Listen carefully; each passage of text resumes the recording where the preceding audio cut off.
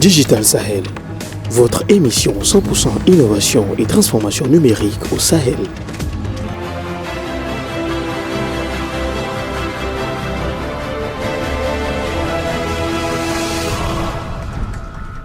Bonsoir tout le monde, merci de nous recevoir chez vous à l'heure de Digital Sahel, votre magazine 100% innovation et transformation numérique au Niger et dans le Sahel. Vous suivez le 74e numéro de ce magazine. Le gouvernement du Niger a lancé une vaste opération de dématérialisation et de digitalisation de l'administration. Celle-ci inclut la dématérialisation des services administratifs nigériens, publics notamment. Et cette dématérialisation, elle est portée par l'ANSSI, l'Agence nationale pour la société de l'information.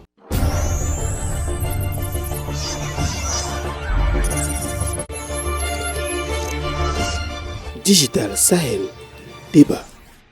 Notre sujet de discussion dans cette rubrique Regard croisé, analyse débat est le pari de la digitalisation des services administratifs publics au Niger. Nous avons l'honneur de nous entretenir avec le directeur général de l'Agence nationale pour la société de l'information, ANSSI, M. Ibrahima Gimba Seydou. Bonjour Monsieur le directeur. Bonjour. Comment vous allez? Excellent. Alors, comme je le disais tantôt, Monsieur le directeur, notre sujet de discussion avec vous, c'est le pari de la digitalisation des services administratifs publics, notamment au Niger. D'abord, une première question. Qu'est-ce que l'on entend par dématérialisation des services administratifs en général? Donc, merci pour l'honneur que vous me faites d'être sur cette émission. Quand on parle de dématérialisation des services publics, c'est, j'allais dire grosso modo, c'est numériser ces services publics, faire en sorte que les services traditionnels ou un maximum de services qu'une administration offre puissent aussi être accessibles à travers le numérique. Au Niger, le gouvernement a décidé de miser sur les outils numériques pour dématérialiser certains services administratifs. Où est-ce que l'on en est aujourd'hui dans le cadre de cette dématérialisation? Ben, écoutez, déjà, c'est tout à fait vrai. En fait, ça fait plusieurs années que le gouvernement s'est lancé dans cette démarche. Vous vous souviendrez que même avant l'avènement de l'ANSSI, il y avait le Haut Commissariat à l'informatique qui était en place, donc qui avait pour mission principale justement d'accompagner l'administration dans cette démarche de numérisation et de dématérialisation. Okay. Alors, le Haut Commissariat, c'était l'ancêtre de l'ANSSI, c'est ça? Oui, si vous voulez, avant ça, il y avait la DELGI, il y a tout un processus. Donc l'ANSSI, c'est, j'allais dire, tout simplement une évolution de la politique déjà du gouvernement d'introduire le numérique dans ses activités. Donc il ne faudrait pas penser que cela a commencé avec l'ANSSI. Ça fait très longtemps que le gouvernement du Niger a commencé à utiliser le numérique au sein de l'administration. Au début, c'était essentiellement peut-être autour des ministères des Finances et puis du plan, et au fil de l'évolution donc des besoins, cela s'est généralisé. Donc avec, on va dire dans cette dernière étape dans laquelle nous sommes avec donc l'ANSSI, principalement nous mettons l'accent sur un certain nombre de pans. C'est interconnecter les différentes administrations. Donc vous verrez qu'il y a un vaste programme de connectivité ou de connexion entre les différents ministères et institutions de l'État. Il y a notamment de la fibre optique qui est déployée, donc à travers un projet financé par la Banque africaine de développement. Donc ce que ça va faire, c'est mettre un socle pour permettre à l'information, disons, de circuler assez facilement et puis surtout de façon sécurisée entre les différents ministères, entre les différents services stratégiques. Donc ça, c'est en cours. Nous avons aussi aujourd'hui quasiment tous les ministères qui disposent d'une très bonne connexion Internet, donc toujours à travers la fibre optique. Et d'autres institutions, en plus de cette fibre optique, ont d'autres moyens additionnels, ou la VSAT ou bien des faisceaux pour les interconnecter. Donc ça, c'est une des démarches, donc s'assurer que cette connectivité est là. Maintenant, du côté, on va dire, des ministères même, côté service, vous avez dû le constater, la quasi-totalité des ministères et institutions publiques disposent aujourd'hui d'une page Internet, d'une page web. Cela se fait par étapes. Donc, dans un premier temps, Si vous voulez, nous avons eu des sites web qui ont été développés dans beaucoup de cas en ne suivant pas les normes. Et nous sommes maintenant dans une deuxième phase où nous sommes en train de corriger tout cela pour faire en sorte, et vous le verrez au cours des prochains mois, il y aura un nouvel habillage des sites web de l'administration, parce que là nous allons utiliser vraiment les protocoles les derniers pour nous assurer déjà que ces sites soient sécurisés. Donc tous les protocoles de sécurité seront déployés, et aussi l'ergonomie de ces sites, vous verrez, va faciliter l'accès aux informations, parce qu'on veut faire en sorte que ces sites reflètent davantage les activités de ces institutions et mettent les services, les informations utiles à disposition du personnel, disons, de la population et puis d'autres personnes intéressées. Nous avons aussi lancé la messagerie gouvernementale. Aujourd'hui, nous avons plusieurs milliers d'adresses email professionnelles qui sont déployées. Quasiment tous les ministères en disposent. Vous avez des ministères comme le ministère des Finances, vous avez plus de 400 adresses email professionnelles qui sont déployées. Vous avez des ministères comme les Affaires étrangères. Aujourd'hui, toutes les représentations diplomatiques du New York disposent d'adresses professionnelles. Donc, dans la plupart des ministères, au niveau décisionnel, au niveau des directeurs et même dans certains cas jusqu'au chef de service, des adresses email sont en train d'être déployées. Et ça sur des plateformes qui sont totalement sécurisées. C'est une prouesse et ça concerne justement la digitalisation de l'administration en général. Aujourd'hui, qu'en est-il de la dématérialisation des services administratifs? Par exemple, vous avez parlé de la DGI. Qu'en est-il de la dématérialisation de ces services, par exemple? Oui, cela a commencé en parlant de la DGI. Justement, je pense que vous avez bien suivi, par exemple, le déploiement, que ce soit de CISIC, n'est-ce pas, qui est déjà une étape importante, donc qui permet de faire ces télédéclarations. Absolument. Donc c'est un début. Il y a d'autres services qui sont en train d'être digitalisés. Ce qu'il faut retenir, il y a deux aspects, et l'aspect sur lequel vraiment on presse, sur lequel on doit travailler, c'est l'appropriation de l'outil. Sur le plan technologique, si vous voulez, aujourd'hui, on a eu déjà à dématérialiser certaines fonctionnalités. Mais au niveau de la mise en œuvre, nous éprouvons des difficultés qui sont liées à l'harmonisation au niveau de l'administration. C'est pour ça que depuis quelques mois maintenant, depuis le début de l'année, avec le Haut-Commissaire à la modernisation de l'État, nous avons lancé un programme, vous verrez les résultats déjà d'ici la fin de l'année, où ensemble, on travaille pour accélérer justement cette adoption.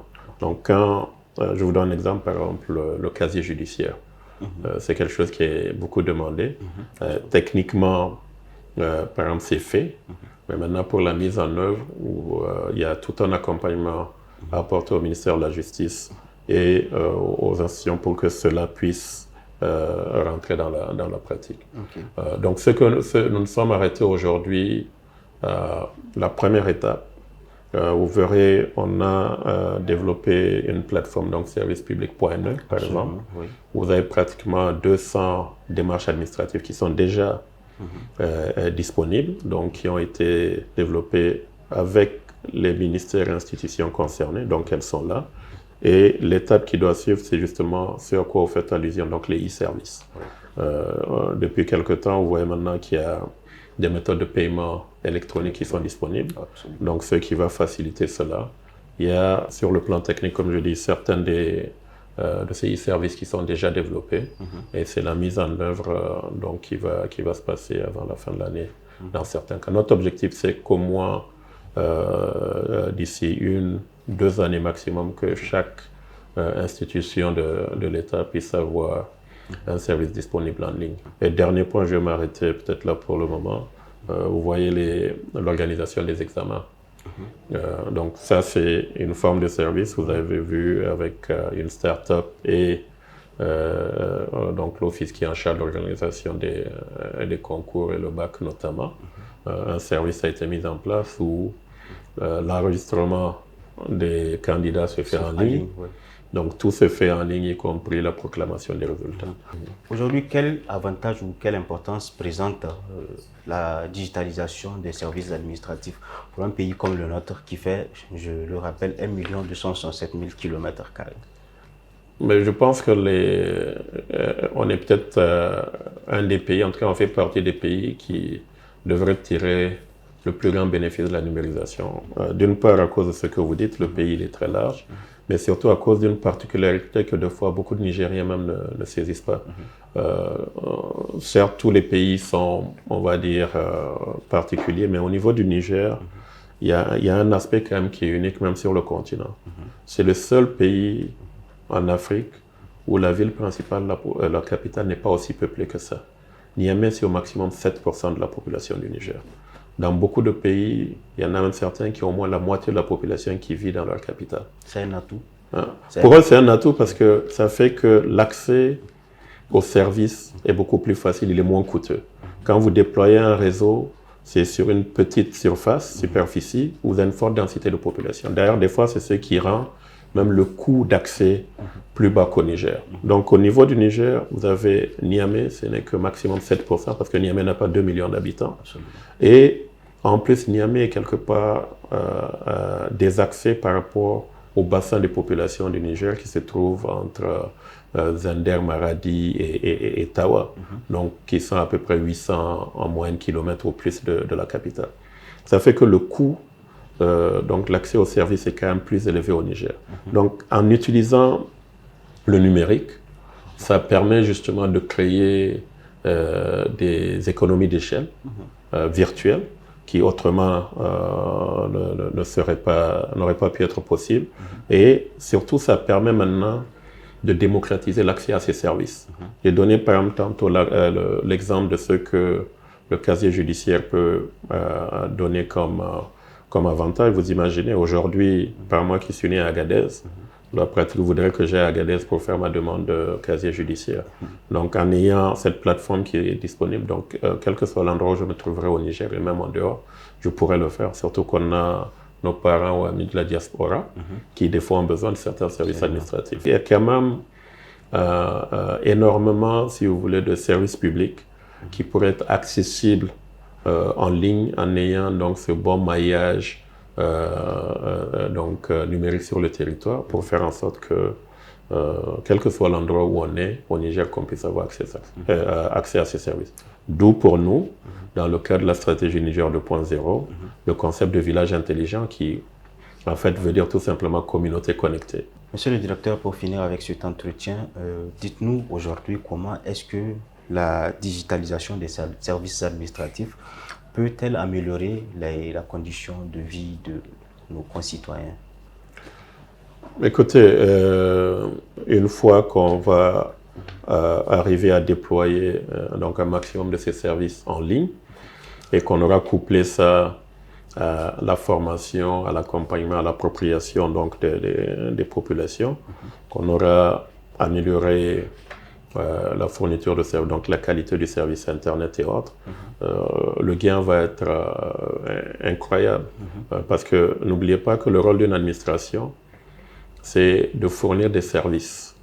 Les gens l'oublient, c'est vraiment de fournir des services. Et donc la digitalisation va permettre de fournir ces services,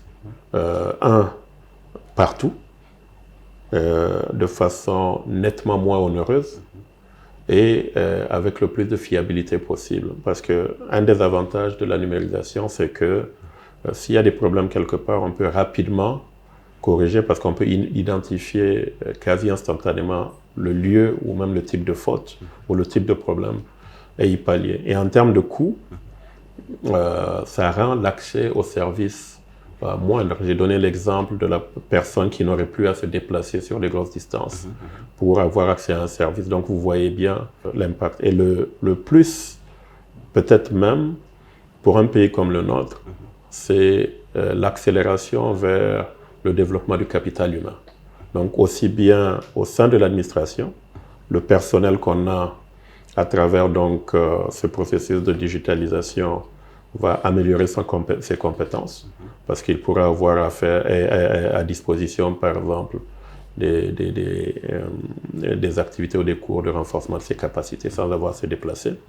Donc, qui va se traduire par une meilleure offre de services. Et puis, pour nos populations, donc si ces services sont de meilleure qualité, si ces services sont offerts à moindre coût, donc vous imaginez l'impact que ça pourrait avoir. Voilà. Monsieur le directeur, merci beaucoup de nous avoir reçus. Nous sommes au terme de notre entretien. Nous avons eu un plaisir à vous écouter d'abord et le plaisir de nous édifier sur cette thématique qui est le pari de la digitalisation des services administratifs au Niger. Merci beaucoup. Merci. On espère vous revoir très bientôt dans Digital Sahel pour évoquer un autre sujet. Merci. Merci également à vous, chers téléspectateurs, de nous avoir suivis. C'était Digital Sahel.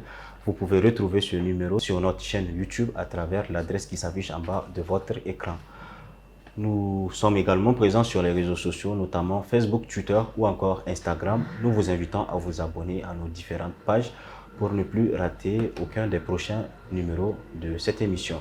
Merci de nous avoir suivis une fois de plus. Le prochain rendez-vous, c'est dans 2 semaines. En attendant, portez-vous bien.